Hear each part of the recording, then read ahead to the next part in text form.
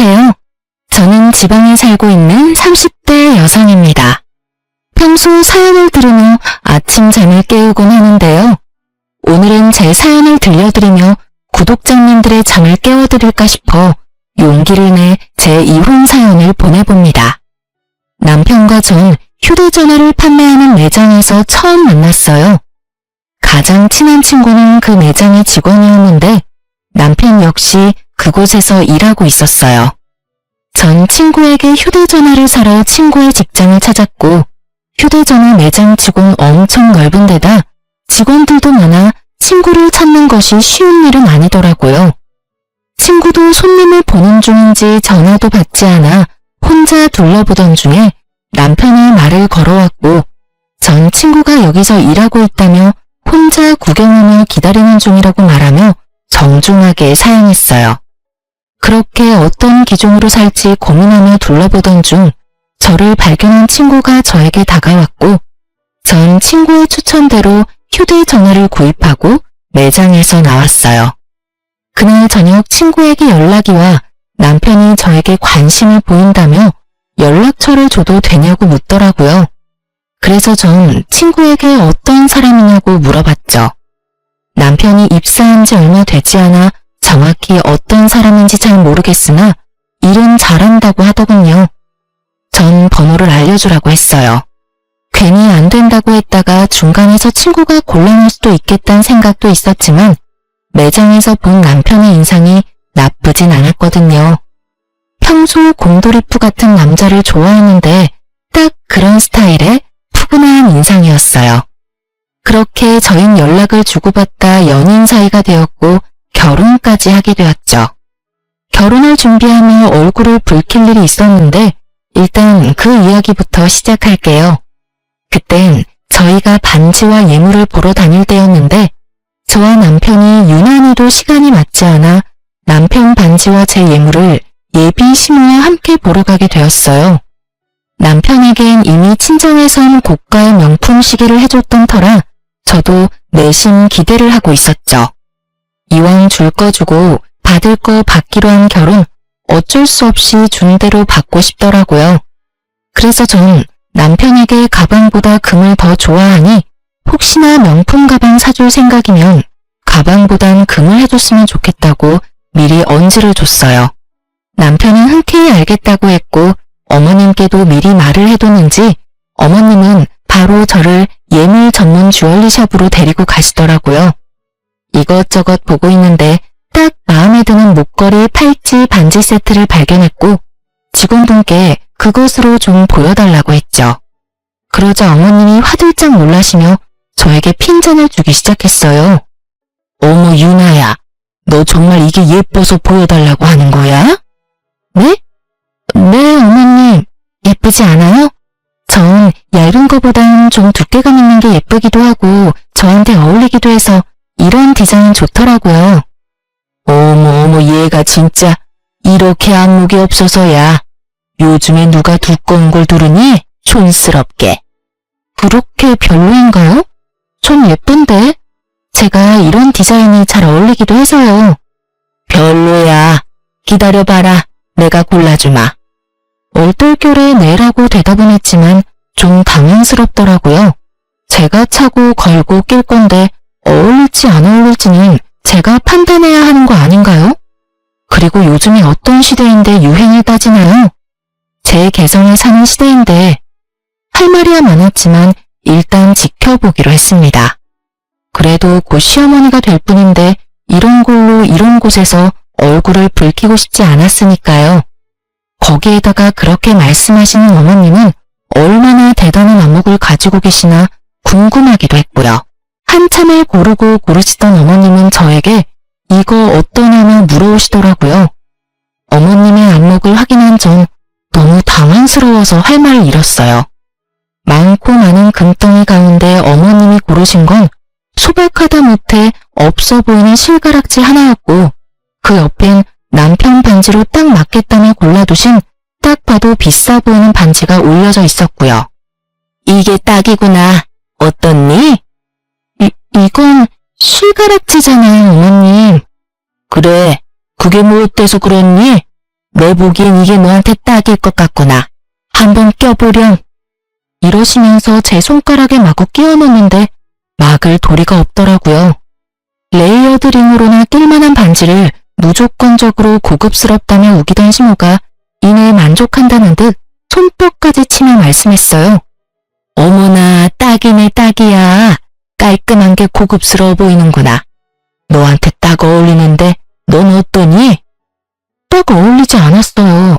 그냥 한마디로 없어 보여도 그렇게 없어 보일 수가 없더라고요.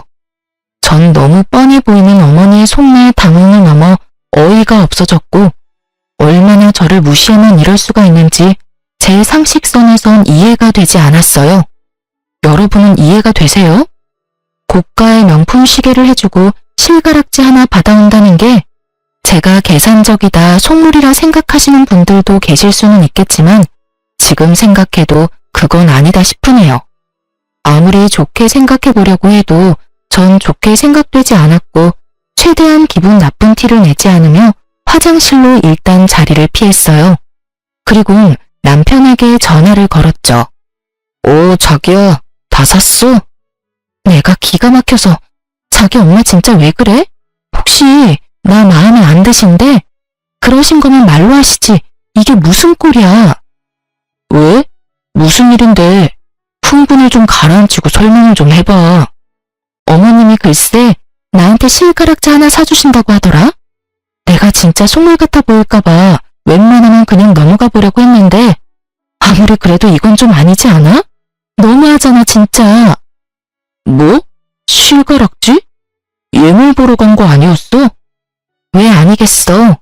처음엔 마음에 드는 거 고르시라 하길래 적당한 걸로 골랐는데 그건 별로라고 하시면서 안목이 없다니 촌스럽다니 하시면 뭐라고 하시더니 기껏 골라주신 게 실가락지 하나야. 그러면서 내가 계산할 자기 반지는 엄청나게 굵고 비싼 걸로 고르시더라? 내가 바보도 아니고 어머님 속내가 뻔히 보이지 않겠어? 미치겠다 정말. 엄마가 왜 그러지? 미칠 사람은 나야. 우리 집에선 당신 대접해준다고 당신이 갖고 싶어하던 시계까지 기쁜 마음으로 사주셨는데 난 이런 대접이나 받고 이게 뭐야 진짜. 나 지금 기분 같아선 파혼이라도 하고 싶은 심정이야. 완전히 무시당하는 기분이라고. 그러니까 자기가 빨리 와서 이 상황 좀 해결해봐. 진심이었어요. 예물이란 게 뭔가요? 말 그대로 예의를 담아주는 물건 아닌가요? 그런데 저에 대한 예의가 실가락지라니. 어머님께 이런 거지 같은 취급을 받으니 결혼 마음이 싹 사라지려고 하더라고요. 마침 남편 회사 근처였기에 남편은 생각보다 더 빨리 샵으로 들어왔고 불이 나게 달려온 남편을 본 시모는 말까지 더듬으며 조금 전과는 전혀 다른 태도를 보이더군요. 이윤아야, 다시 보니 아까 네가 고른 게 제일 괜찮은 것 같으네. 다시 보니 고급스럽네. 이걸로 할까? 아깐 별로라고 하셨잖아요. 촌스럽다고 하셨는데 다시 보니 괜찮으세요? 그래, 다시 보니 괜찮네. 어느새 저와 어머님 근처까지 걸어온 남편은 어머님이 애써 감추고 있던 실가락지를 발견했고 그 반지를 들어올리며 어머님께 따져 묻더라고요. 엄마, 이건 뭐야? 설마 이거 윤아 사주려고 그랬어? 고작 이 반지를? 아니야. 내가 미쳤니? 절대 아니야. 지금 이 세트로 사자고 말 끊는 상황이었어, 아들. 필사적으로 부인하던 어머님은 재빠르게 계산을 해버리시더라고요. 뒤에 안 사실이지만 어머님은 예물을 산다는 명목으로 남편에게 꽤 큰 돈을 받았더라고요. 그러면서 실가락지 하나만 사주시려고 했으니 남편의 등장에 태세가 바뀌신 건 어찌 보면 당연한 것이었죠. 남편은 어머님을 쏘아보며 저의 눈치를 살피고 있었고 어머님은 눈을 흘기는 남편의 코앞으로 자신이 고른 남편의 반지를 내밀었어요. 아들 반지는 이걸로 골랐어. 한번 껴봐. 아, 엄마, 이렇게 굵은 건 불편해. 그리고 결혼 반지인데 윤아 반지랑 똑같은 디자인으로 해야지. 그냥 윤아 반지랑 같은 걸로 할게. 남편의 말에 어머님은 눈앞에서 돈이라도 뺏긴 듯한 표정을 지으며 남편을 설득하려 애썼지만 남편은 단호했어요. 결국 어머님의 뜻대로 된 건 하나도 없는 쇼핑은 끝이 났고 저는 기분이 나쁘기도 했지만 꽤 만족스러운 결과였어요. 앞으로의 시댁 생활이 걱정되지 않는 것은 아니었지만 저의 연락 한 통이 달려와 상황을 정리하는 모습을 보며 충분히 잘 헤쳐나갈 수 있다고 생각했어요. 그런 제 생각은 크나큰 오산이었더라고요. 어머님은 생각보다 더 대단한 사람이었고 남편이란 방패막이도 한계가 있었죠. 시댁과 친정은 우연히도 한 동네였을 뿐 아니라 꽤 가까운 거리였는데 그 가운데 신혼집이 있었어요. 벌써 한숨과 탄식이 나오시죠? 저라고 왜 안 그랬겠어요? 전 좀 더 먼 곳에서 살고 싶다고 강하게 어필했지만 어머님이 이것만은 양보 못한다며 노발대발 난리를 피우는 바람에 제가 양보하게 되었어요. 친정도 가까우니 그것의 위안으로 삼기로 한 것이었죠. 그렇게 저흰 봐두었던 아파트 대신 주택에 전세로 들어가게 되었고 어머니는 틈만 나면 저를 불러대더라고요. 전 광고 쪽에 프리랜서로 일하고 있던 터라 집에서 일하는 경우가 대부분이었기에 꼼짝없이 불려다닐 수밖에 없었어요. 남편에게 다 알리고 또 방패막이 되어달라 할까 하는 생각도 하지 않았던 건 아니었지만 그 당시에 남편이 바쁘기도 했고 그렇게 한다 한들 인연 끊을 것도 아닌데 굳이 얼굴 불킬로 만들지 말자 싶어 남편에겐 아무 말도 하지 않았어요. 그렇게 전 시댁에 불려다녔고 모든 것이 짜증났지만 제일 짜증이 나는 것은 저의 차림에 대한 어머님의 간섭이었어요. 하루는 휴대전화를 보여주며 말하시더라고요. 유나야, 이것 좀 보렴. 이게 뭐예요? 옷이네요. 이게 왜요, 어머님? 어머님이 보여주신 것은 청담동 재벌집 며느리들이나 입을 법하고 비싸지만 엄청 불편한 투피스였어요. 왜 있잖아요. 드라마에서 보면 재벌집 며느리들이 입고 있는 그런 옷들이요. 투피스 말고도 다른 옷들도 보여주셨는데 딱 그런 옷들만 보여주시더라고요. 혹시나 전 어머님이 사주신다고 하면 불편한 옷은 손이 잘 안 간다며 감사하지만 괜찮다고 해야겠다고 생각했고 어머님은 저의 예상과는 전혀 다른 말씀을 하시더라고요. 앞으로는 우리 집에 올 땐 이렇게 차려입고 오려무나. 암만 그래도 내가 동네에서 위신과 체면이 있는 사람인데 네가 그런 꼴로 동네를 나돌아다니면 되겠니? 제 꼴이 어때서? 몰라서 묻니? 매번 편한 차림으로 오지 않니? 네 꼴을 보면 동네 사람들이 뭐라고 하겠어. 내가 너 때문에 나 부끄러워서 동네에 얼굴을 들고 다닐 수 없는 지경이야. 요즘은 너랑 마주칠까봐 집에 손님도 못 부르고 있어. 그러니까 앞으로는 이런 옷들만 사고 차림에 신경을 좀 쓰도록 해라. 알겠니? 굳이 그렇게까지 해야 할까요? 집도 가까운데 그렇게까지 차려입는 게 더 이상한 것 같아요, 어머님. 시댁이랑 가까우면 막 와도 된다는 법이라도 있니? 난 그런 꼴은 못 본다. 네가 내 며느리가 된 이상 이것만큼은 내 뜻에 따르거라. 난 다른 건 몰라도 남의 입방아에 오르내리는 건 못 참아. 알겠어? 전 아무런 대답을 하지 않았어요. 아까부터 계속 편하다, 막 온다고 하시는데 저 그렇게 편한 차림으로 시댁에 오지 않았어요. 청바지에 니트 차림, 면바지에 가디건 이런 식으로 나름 챙겨 입고 왔었어요. 아니 그리고 걸어서 2분 걸리는 시댁에 가겠다고 그렇게까지 차려입어야 하나요? 심지어 남편은 친정에 갈 때 집에서 입고 있던 편안한 차림으로 가는데 왜 저만 그런 불편한 차림으로 시댁에 와야 하는지 이해도 납득도 되지 않더라고요. 그리고 웃긴 건 그렇게 말씀하시는 어머님 차림은 어떤지 아시나요? 목이 다 늘어난 티셔츠에 몸빼바지같이 축 늘어지는 바지만 늘 입고 있거든요. 저에게 간섭하실 시간에 본인 차림이나 신경 쓰시지 하는 생각이 들더군요. 전 당연히 그런 옷은 사지 않았고 살 생각도 없었어요. 그래도 어머님 말씀은 완전히 무시하긴 좀 그래서 나름 불편하지 않은 선에서 과하지 않게 신경 써서 입고는 가드렸어요. 그런 저의 모습에 어머님은 역정까지 내시며 뭐라고 하시더라고요. 예, 너는 내 말을 어떻게 들은 거야? 내가 분명 옷차림에 신경을 쓰라고 했지? 너 지금 나 무시하니? 너는 말해라. 난 내 마음대로 하련다. 이거니 지금? 에이, 어머님, 무슨 말씀을 그렇게 하세요. 제가 설마 그렇게 어머님을 무시하겠어요? 그런 거 전혀 아니고요. 어머님이 말씀하신 고급스러운 옷으로 알아봤는데 글쎄 100만 원 가까이 하는 것도 있고 제일 저렴한 게 100만 원 조금 안 되더라고요. 너무 비싸서 못 샀어요. 저도 정말 사고 싶었는데 그래서 드리는 말씀인데 어머님이 좀 사주시면 안 될까요? 선물 주신다고 생각하시고 사주시면 제가 감사한 마음으로 입고 올게요. 이왕 사주시는 김에 한 두세 벌 사주시면 번갈아 가면서 입고 올 수 있을 것 같아요. 어머님의 어이없는 요구에 전 뻔뻔하게 대응했고 그런 저의 대응에 어머님은 할 말이 없으신지 말을 돌리시더라고요.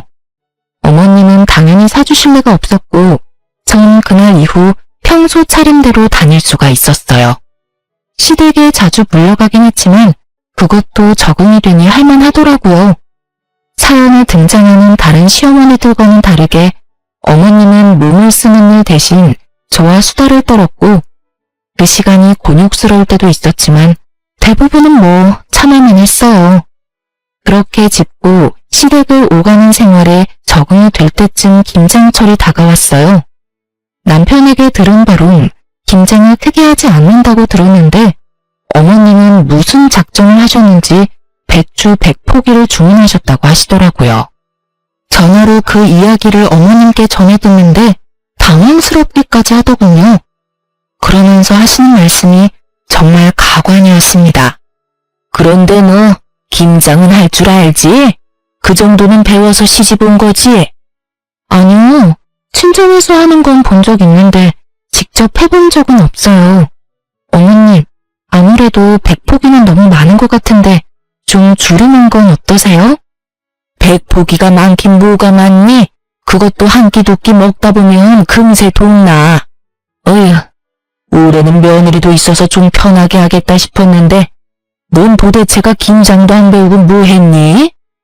요즘 시집가면서 김장까지 배우고 가는 여자가 몇이나 되나요? 또 시작이구나 싶은 마음이 들더군요. 그러게요. 남편이 자기 집은 김장 크게 안 한다고 해서 굳이 배울 필요가 있을까 싶었는데 100포기나 하신다고 하니 제가 뭐 드릴 말씀이 없네요. 작년까진 그랬지. 하지만 이제 너도 시집 왔고 이 정도는 당연히 해야 하지 않겠어? 너도 먹고 우리 아들도 먹어야 할 거 아니야. 아, 네. 제가 김장날 가서 열심히 배우면서 도와드릴게요. 배우면서 돕는다고 도움이나 되겠니? 어쩔 수 없지 뭐. 네 친정엄마라도 와서 도우라고 해. 네가 못하니 사돈이라도 와서 도와야지 어쩌겠어? 딸이 못하니까 엄마라도 와야지. 저희 엄마요? 아, 같이 하시고 나누시게요? 어차피 엄마도 김장하시니까 한번 여쭤볼게요. 아마 좋다고 하실 것 같긴 하네요. 예, 그게 무슨 소리니?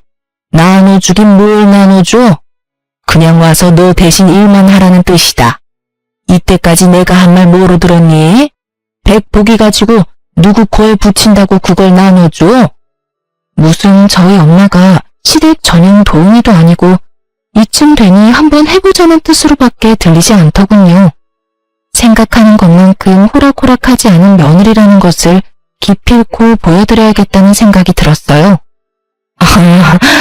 그러니까 저희 엄마한테 무급으로 가서 일만 하고 가란 이 말씀이네요?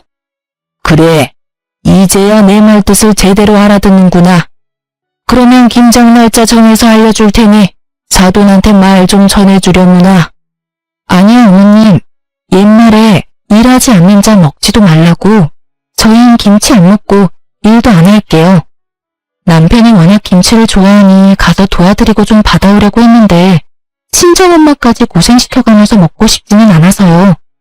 그깟 김치 안 먹어도 되니까 어머님 혼자 하시고 아버님이랑 사이좋게 나눠드세요. 그러면 끊을게요. 들어가세요, 어머님. 저는 전화를 끊어버렸고 그 뒤로 오는 어머님의 전화는 받지 않았어요. 어머님의 생각이 가당치도 않아 헛웃음만 나오던 그때 계속해서 어머님이라고만 뜨던 휴대전화 액정에 친구 이름이 보이더라고요. 그 친구는 남편과 함께 일하는 친구였는데 전화 올 시간이 전혀 아닌데 전화가 와 혹시 남편에게 무슨 일이 생겼나 싶은 마음에 급하게 전화를 받았어요. 여보세요? 이 시간에 무슨 일이야? 일하는 시간 아니야? 숨 좀 쉬면서 물어라. 일하는 시간 맞는데 네 남편이 연락이 안 돼서 집에 없어? 급하게 일 때문에 물어볼 게 있는데 전화를 안 받네. 응? 그게 무슨 말이야? 우리 남편 오늘 출근 안 했어? 아침에 출근한다면서 나갔는데? 에? 아닌데? 네 남편 오늘 연차 썼는데? 이게 무슨 상황이야 대체? 그러게, 일단 전화 끊어봐봐. 내가 다시 전화할게. 친구의 말대로 이게 무슨 상황인가 싶더라고요. 오늘 아침 출근한다며 나간 남편의 뒷모습이 아직도 기억에 생생한데 연차를 쓰고 출근을 하지 않았다뇨? 갑자기 불안하더라고요.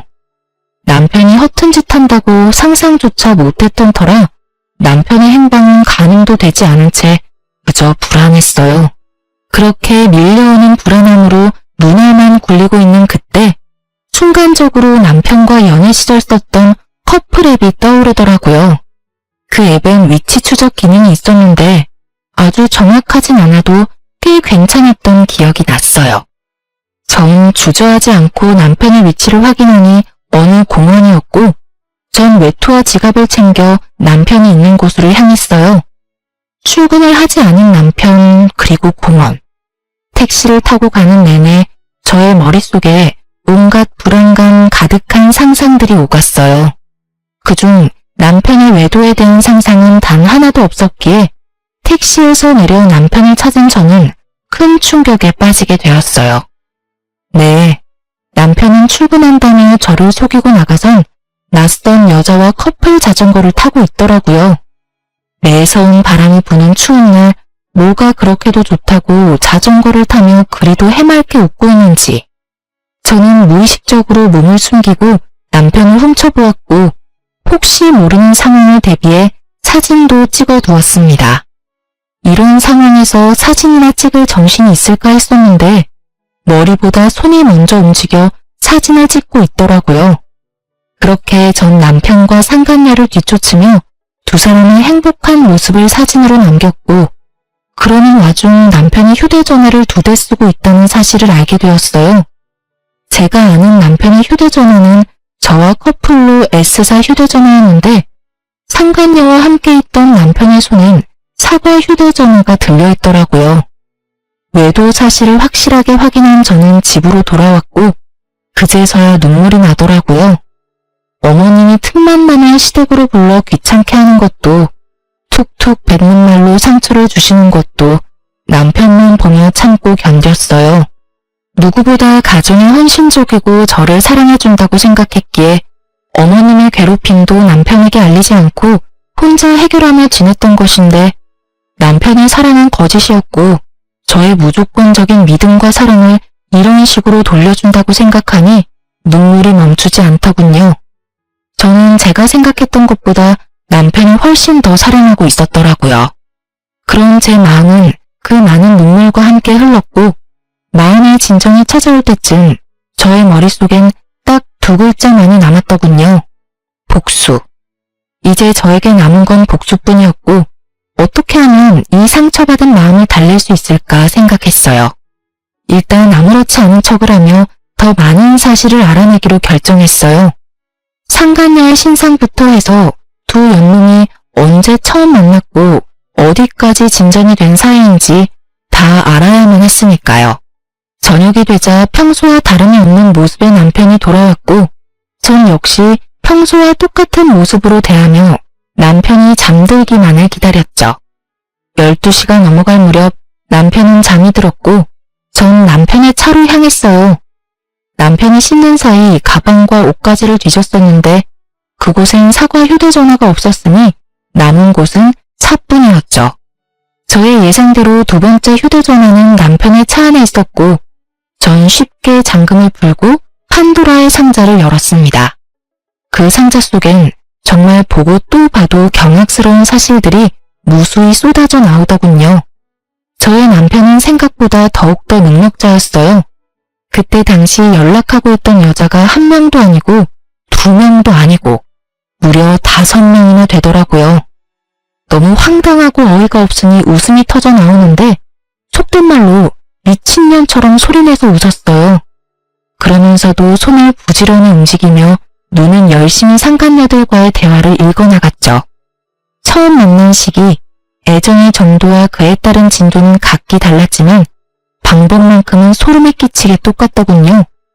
다들 지금 머릿속에 떠올리고 계신 그 방법이 맞아요. 남편은 직장에서 휴대전화를 판매하며 여자들을 꿰었고 그것은 저와의 첫 만남과 아주 많이 닮아 있었어요. 이보다 더 절망스러운 느낌은 없을 것만 같았는데 절벽에서 겨우 매달리고 있다가 떨어진 것처럼 절망스럽더라고요. 그 절망 가운데 한 가지 충격스러운 사실은 이 여자들은 모두 남편이 유부남인 걸 모른다는 사실이었어요. 결혼 전문기인데 집에선 결혼 이야기가 없는 둥 남편이 총각 행세를 했음을 증명하는 내용들이 있었으니까요. 모든 내용을 살펴본 저는 여자들이 알았든 몰랐든 외도는 외도이니 전화번호를 포함한 모든 것들을 제 휴대전화로 옮겼어요. 그리고 집으로 돌아와 생각을 정리했죠. 이렇게나 빨리 모든 증거를 잡을 수 있을 거란 생각도 못했는데 생각보다 빨리 그리고 월척을 낚아 심장이 빨리 뛰더라고요. 더 이상 파봤자 나올 것도 없어 보였고 무엇보다 더는 그 인간과 한 공간에 있고 싶지 않았던 터라 머릿속에 가득한 계획을 실행하기로 했죠. 그렇게 날이 밝았고 밤을 꼴딱 지새운 저와는 달리 아주 푹 잔 남편은 밥 한 그릇을 다 비우고 출근했어요. 밥 한 톨 남기지 않고 싹싹 긁어먹는 남편을 보며 오늘 하루 고단할 테니 잘 먹어두라고 속으로 말했네요. 내가 차려주는 마지막 만찬이라고요. 남편이 나가고 얼마 지나지 않아 친구에게서 전화가 걸려왔고 그때부터 친구의 생중계가 시작되었어요. 유나야, 네 말대로 여자들이 찾아왔어. 5명 다 찾아왔다고. 진짜 전부 유부남인 줄 몰랐나 봐. 매장 문 열기 전부터 와서 기다리고 있더라니까. 단단히 벼르고 왔나 봐. 표정들이 얼마나 살벌하던지 눈도 못 마주치겠더라니까. 네, 그렇습니다. 전 그 상간녀들에게 문자를 보내 당신들이 만나고 있는 남자는 유부남이라며 등본과 함께 결혼사진을 보내주었어요. 그러면서 각자 복수는 알아서 하라고 했죠. 그렇게 하면 속은 거란 여자들이 어떻게든 행동을 취할 테고 그렇게 해서 상간녀와 피해자를 가리기로 한 것이었어요. 저의 연락을 받고도 아무 행동도 취하지 않는 여자가 있다면 그 여자는 상간녀로 간주하고 승소, 패소와 상관없이 상간녀 소송을 진행할 계획이었죠. 5명의 여자 중 1명 정도는 남편이 유부남인 걸 알고 있진 않을까 했는데 이러한 제 예상과는 달리 5명 다 정말 피해자였더라고요. 1~2명 정도는 저에게 연락이 올 줄 알았는데 5명 다 매장으로 찾아갔다니 참 대단한 여자들만 골라서 만났다 싶더라고요. 지금 난리 났어. 네 말대로 전부 여기서 휴대전화 산 사람들이었어. 유부남 주제에 만나달라고 그렇게 쫓아다니면서 소리 지르고 울고 난리야. 1번 여자가 방금 미친놈 따귀를 때렸고 2번 여자도 때릴 건가 봐. 어머, 힘이 좋네. 줄 서서 기다리는 거 보니까 나머지도 다 때릴 건가 보다. 친구는 얼마나 중계를 잘해주는지 마치 제가 그 현장에 있는 듯한 기분이었어요. 돌아가면서 다 때렸고 이제 머리채 잡았어. 어머 유나야, 난리다 진짜. 여기 2 여자 똑같은 반지 끼고 있어. 대박. 프로포즈도 비슷하게 했나봐. 나머지 3 여자는 뺨 한 대 때리고 그렇게 살지 말라고 하고 갔는데 2 여자는 울고불고 난리다 난리. 이야, 저거 완전 쌍놈이네. 어떻게 똑같은 반지를 사주냐? 그것도 유부남이? 지금 여자들 반지 빼서 저 새끼한테 던졌어. 흥미진진한 생중계를 듣고 있는데 웃음이 다 나더군요. 남편이 당하고 있는 꼴이 통쾌해서도 있었지만 어이가 없어서도 있었어요. 유독 두 명의 여자와 나눈 대화 내용이 예사롭지 않다 싶더니 결혼 이야기까지 오갔나 보더라고요. 유부남이 간도 크지. 프로포즈라뇨. 반지라뇨. 도대체 무슨 생각으로 그딴 짓까지 하고 돌아다닌 것인지 제 상식에선 도저히 알 수가 없었어요. 통화 너머로 들려오는 현장은 욕설과 울부짖음으로 가득했고 친구는 이제 거의 끝나간다며 나중에 다시 통화하자며 전화를 끊더라고요. 생중계가 끝난 뒤 또 다른 통쾌한 복수가 있을까 고민에 빠졌어요. 그렇게 이리저리 머리를 굴려보고 있는데 집 밖이 소란스럽더라고요. 언뜻 싸우는 소리 같았는데 들리는 목소리가 이상하게 귀에 익어 나가보니 글쎄 저희 집 앞에 어머님과 친정엄마가 마주보고 서 있더라고요. 우연히 마주친 것인지 아니면 어머님이 엄마를 부른 것인지 알 수는 없었으나 한 가지는 분명히 알겠더라고요. 어머님이 일방적으로 엄마에게 화를 내고 있다는 사실을요. 어머님은 매서운 눈빛으로 엄마를 쏘아보고 있었고 엄마는 고개를 숙이고 있더군요. 내가 며느리한테 네가 김장을 할 줄 모르니 네 엄마라도 불러서 일 도우라고 하니까 뭐라고 했는 줄 아세요? 글쎄 사돈딸이 친정엄마 고생시키기 싫다고 나 혼자 김장해서 아버님하고 나눠 먹으라고 말합디다. 그러곤 전화를 뚝 끊어버리는데 아니 이런 법도가 어디 있습니까? 말하는 싸가지는 둘째치고 어른이 전화를 끊지도 않았는데 자기 할 말만 하고 전화를 끊다니 내가 살다 그런 꼴은 또 처음 봤지 뭐예요. 사돈이 딸 교육 잘 시켜준 덕분에 제가 별꼴을 다 당해보네요. 감사합니다 사돈. 기분이 많이 상하셨나 보네요 사돈. 걔가 그럴 애가 아닌데 왜 그랬나 모르겠네요. 아마 요즘 안 좋은 일이 좀 있었나 보네요. 안 좋은 일이 있으면 어른한테 그런 식으로 굴어도 된다는 말입니까? 사돈이 이런 식으로 감싸고 도시니 유나가 그렇게 버릇이 없지 않습니까? 감쌀 게 따로 있지. 그렇게 버릇없이 굴면 친정엄마가 나서서 그 버르장머리를 고쳐주셔야죠. 암요. 제가 유나 불러다 한 소리 할 테니 그만 마음 푸세요. 한 소리 가지고 되겠어요? 아주 눈물나게 홍구멍을 내줘야 한다고요. 다시 생각해도 황당하네요 정말. 어찌 그렇게 자기 할 말만 하고 전화를 또 끊는지. 자기는 김치 따위 안 먹어도 된다고 하는 말이 아직 귓가에 울린다고요. 그놈의 김장이 뭔지 그놈의 딸이 뭔지. 딸 가진 것이 죄인이라고 잘못도 없는데 고개를 숙이고 있는 엄마를 보니 정말 눈이 확 돌아가더라고요. 전 계획적인 복수고 나발이고 그냥 다 터뜨리고 여기에서 끝내야겠다는 생각이 들었고 고개 숙인 엄마 앞을 나가서며 어머님께 말했어요. 어머님, 할 말 있으시면 저한테 하세요. 애꿎은 사람 잡지 마시고요. 그래? 그렇게 소원이라면 그렇게 해주마. 너 누구한테 어떻게 배웠길래 버르장머리가 그 지경인 게야? 어른한테 그따위로 하면 안 된다는 거 정도는 기본 소양 아니니? 어머님의 언성과 콧대가 높아지면 높아질수록 동네 사람들은 몰려들었고 한마디씩 더 하기 시작하더라고요. 그래서 전 동네 사람들이 다 들을 수 있게 고래고래 소리를 질러주었어요. 저한테 기본적인 소양 따질 시간에 본인 아들부터 잘 가르치시죠? 소양, 예의, 버릇 좋아하시는 그쪽 아들분이 지금 꼴같지 않게 바람을 피우고 있어요. 그런데 제가 기본적인 소양 지켜가며 김장이나 하게 생겼어요? 저희 엄마가 일이나 하게 생겼냐고요. 저의 말에 한순간에 판도는 뒤집혔고 평소 동네에서 큰 소리를 치며 대장질하던 어머님의 얼굴이 순식간에 달아오르더라고요. 그 옆에 고개를 숙이고 계시던 엄마도 많이 놀라셨는지 저를 보시더라고요. 너, 그 말이 다 사실이야? 유서방이 바람을 피웠어? 사실은 무슨, 당연히 다 거짓말이죠. 너 그게 무슨 말도 안 되는 모함이야? 다른 것도 아니고 바람이라니. 내 아들은 절대 그럴 리가 없다. 그렇고 말고. 확신에 가득 차 노발대발하는 시민에게 휴대전화에 가득한 증거사진과 대화들을 보여주며 크게 읊어드렸죠. 주변에서 싸움 구경하던 이웃들이 다 들을 수 있도록 말이죠. 두 눈으로 아들의 파렴치한 짓을 본 어머님은 잠깐 멈칫하는 듯 하더니 손바닥 뒤집듯 태세를 바꾸시더군요.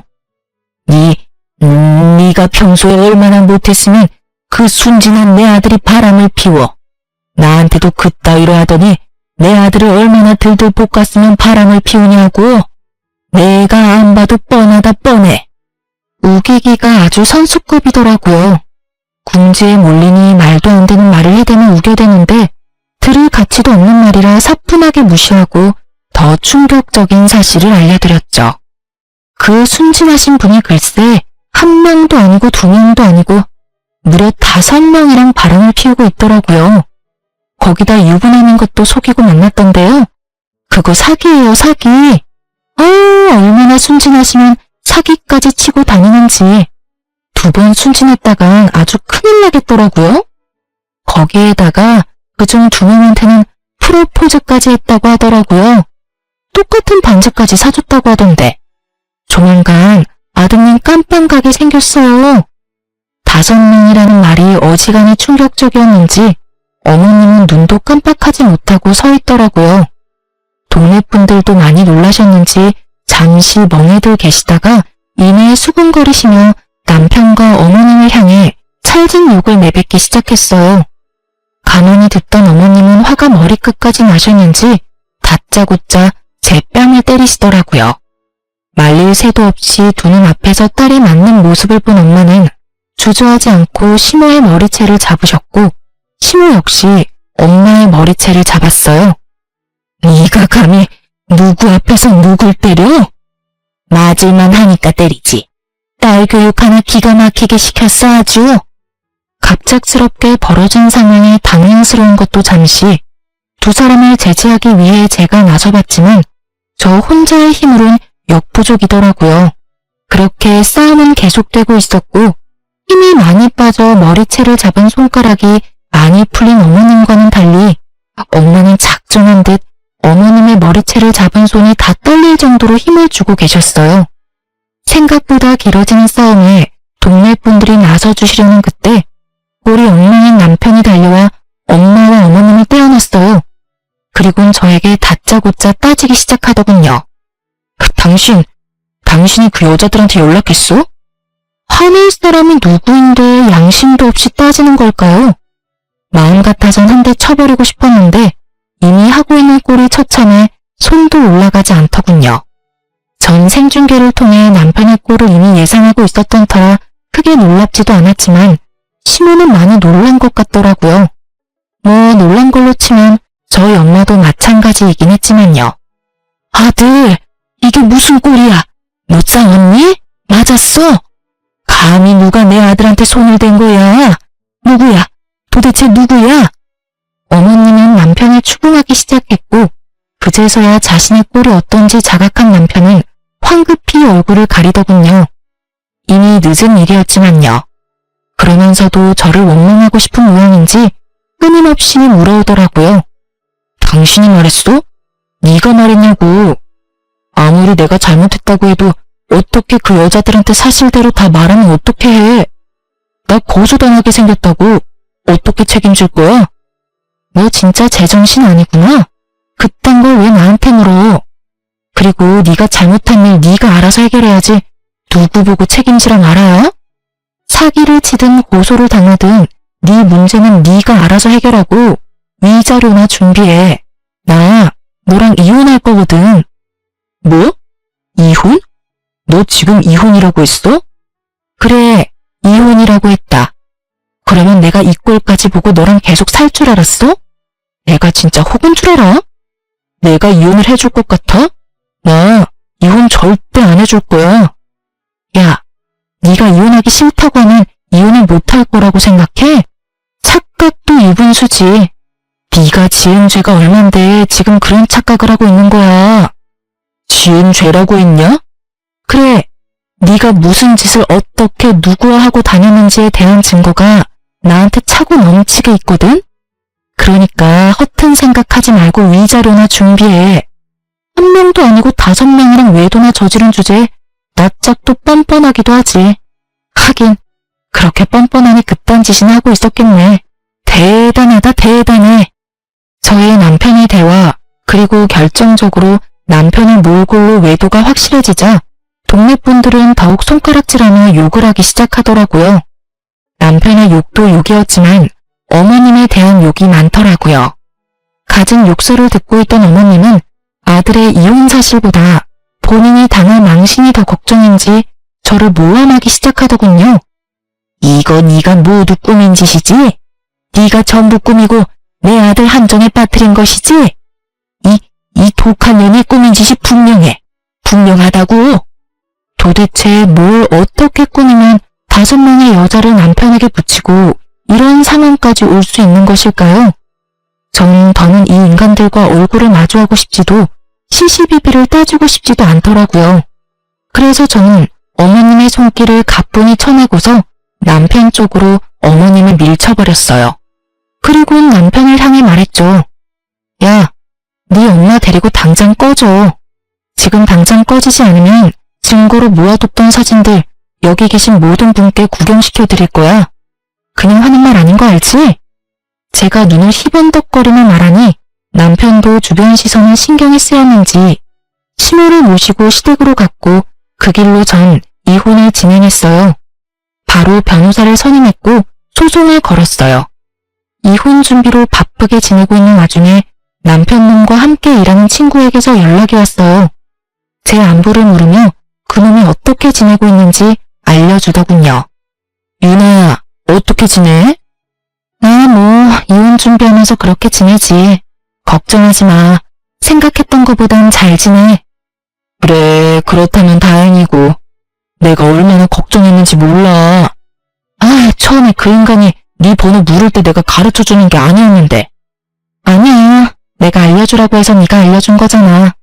엄연히 따지면 전부 내 탓이지 뭐. 난 정말 괜찮으니까 괜히 자책하지 마. 그나저나 그 인간은 거기 계속 다니고 있어? 출근은 해? 놀랍게도 다니고 있어.